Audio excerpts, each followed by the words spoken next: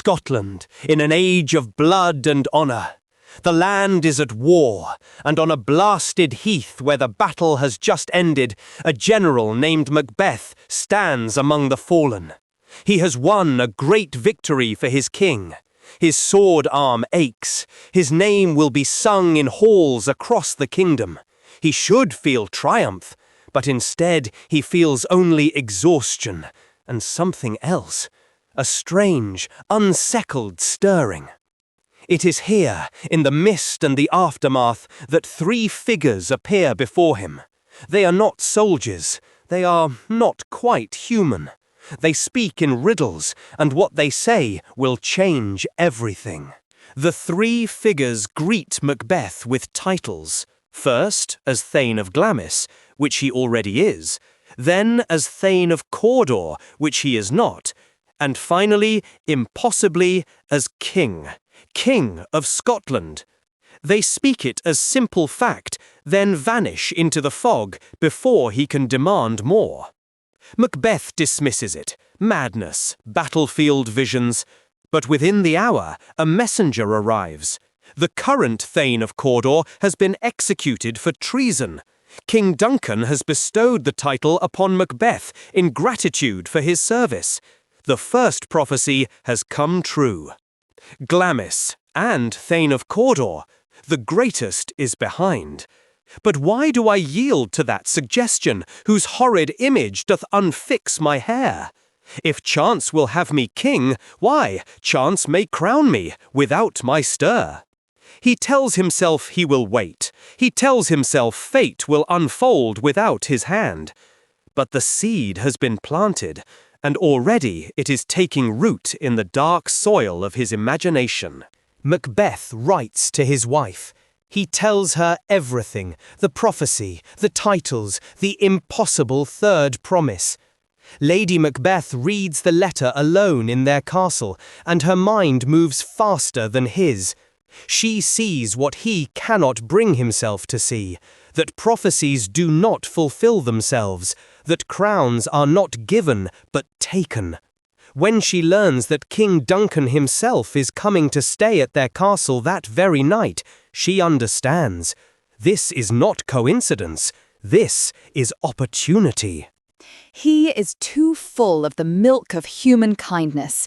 He wants the crown, but he fears the path. I must pour my spirits in his ear. I must bend his courage to the sticking place. She does not want this for power alone. She wants it for him, for them, for the future she believes they deserve. Her ambition is fierce, but it is not cold. It is the ambition of someone who loves, and who cannot see where that love is leading. That night, King Duncan sleeps under Macbeth's roof. He has been a good king, just, trusting, generous with praise. He has called Macbeth cousin. He has no reason to fear. Macbeth wavers. In the darkness before the deed, he lists every reason not to do it. Duncan is his king, his kinsman, his guest. The man has done nothing to deserve this. If he kills him, there will be no going back, no peace, no absolution. I have no spur to prick the sides of my intent, but only vaulting ambition, which o'erleaps itself and falls on the other. He decides not to do it. He tells his wife. And here is where we see what they have become to each other. Not tempter and tempted, but two people who have been building this together and cannot bear to stop now. Was the hope drunk wherein you dressed yourself? When you durst do it, then you were a man. She does not threaten, she does not command. She simply holds up a mirror to the man he has promised to become. And Macbeth, unable to face his own hesitation, goes to Duncan's chamber. It is done. Macbeth emerges from the king's chamber with blood on his hands, and something fundamental has shifted. He is no longer the man who walked in. He stares at his hands as though they belong to a stranger. Will all great Neptune's ocean wash this blood clean from my hand? No, this my hand will rather the multitudinous seas incarnadine, making the green one red. Lady Macbeth is steadier, at least for now. She takes the daggers he has brought back by mistake, returns them to the scene, smears blood on the sleeping guards to frame them. She is practical where he is shattered. A little water clears us of this deed. How easy is it then? But she is wrong. Nothing will be easy again. The water will not be enough. In the morning, Duncan is discovered. The guards are killed before they can protest their innocence. Malcolm and Donalbain, Duncan's sons, flee for their lives. And Macbeth, by terrible design, ascends to the throne of Scotland. He has what he wanted. The crown sits upon his head. The throne is his. But there is no peace in it. Macbeth discovers what many have learned too late, that power obtained by blood must be protected by blood. And his mind, already fractured by what he has done, begins to see threats everywhere. His friend Banquo troubles him most. Banquo was there when the witches spoke. Banquo heard the prophecy, including their promise that Banquo's descendants, not Macbeth's, would one day rule. For Macbeth, this is unbearable. To have damned himself for a crown that will pass to another man's children. To be thus is nothing, but to be safely thus. Our fears in Banquo stick deep. There is none but he whose being I do fear. He does not consult his wife this time. He hires murderers. Banquo is killed on a dark road, though his son escapes into the night. The violence that began with Duncan has become a pattern, a hunger that feeds itself. That night, Macbeth holds a feast. The nobles gather, the wine is poured. And then Macbeth sees something that stops his blood cold.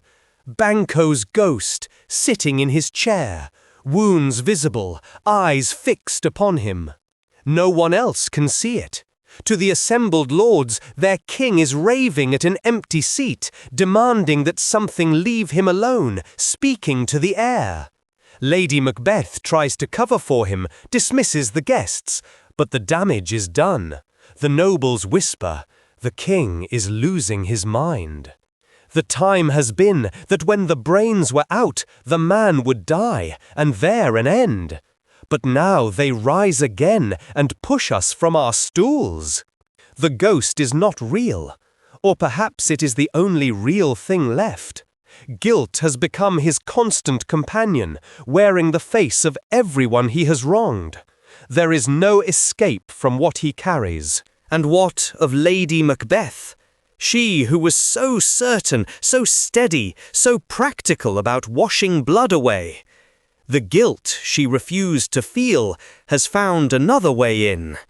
It comes to her in sleep. Night after night she walks the castle corridors, eyes open but unseeing, rubbing her hands together as though they will never be clean. Her attendants watch in horror. A doctor is summoned but can offer nothing. Out, damned spot. Out, I say. Here's the smell of the blood still. All the perfumes of Arabia will not sweeten this little hand. She had believed herself strong enough. She had believed they could simply do the deed and move forward.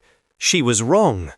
The mind has ways of keeping accounts that the will cannot overrule. Her certainty has become her torment. Macbeth seeks out the witches again, desperate for reassurance. They give him prophecies that sound like comfort, that no man born of woman can harm him, that he will never vanquished until the forest itself marches against his castle. He takes these as guarantees of immortality. But prophecies are slippery things. They tell you what you want to hear while hiding what you need to know. And Scotland itself is turning against its king. Malcolm, Duncan's son, is gathering an army in England. The nobles are defecting. The country bleeds under Macbeth's rule, and those who once loved him now speak his name as a curse. I have lived long enough. My way of life is fallen into the sere, the yellow leaf, and that which should accompany old age, honour, love, obedience, troops of friends, I must not look to have. He is not unaware of what he has lost. That is perhaps the cruelest part. He knows exactly what his ambition has cost him, and he cannot undo a single choice. The end comes quickly. Lady Macbeth, broken beyond repair, takes her own life. Macbeth receives the news with a weariness that has passed beyond grief. She should have died hereafter. Tomorrow, and tomorrow, and tomorrow creeps in this petty pace from day to day. Life is but a walking shadow, a poor player that struts and frets his hour upon the stage, and then is heard no more. Then comes word that the forest is moving. Malcolm's army, camouflaged with branches cut from Burnham Wood, advances on the castle. The impossible prophecy fulfills itself. And when Macbeth faces Macduff, a man whose family Macduff slaughtered, a man torn from his mother's womb before his time, he learns that even the promise of invincibility was a trick. Macbeth dies as he lived in those final years, fighting, defiant, but utterly alone. The crown passes to Malcolm, and Scotland begins the long work of healing. What remains when the blood has dried and the crown has found a worthier head? A question that has echoed through 4 centuries. What made Macbeth do it? The witches did not command him, they only told him what was possible. Lady Macbeth did not force him, she only held the door open that he was already walking toward. In the end, Macbeth chose. He chose, and then he chose again, and then he could not stop choosing the same terrible path. This is what makes the story endure. Not that Macbeth is a monster, but that he is not. He is a man who wanted something badly enough to betray everything he valued to get it, and then discovered that the thing he wanted was empty. That is not a medieval story. That is the oldest human story there is. We all carry some version of the witch's prophecy in our hearts, some vision of who we could become, some prize just out of reach. The question Macbeth asks us is simple. What would you be willing to do, and what would you lose in the doing? Perhaps the answer is that some doors, once opened, cannot be closed, that some stains do not wash away, that the distance between the person we are and the person we might become is measured not in steps, but in choices. Sleep well tonight, and may your ambitions find gentler paths than his. Macbeth, thank you for listening.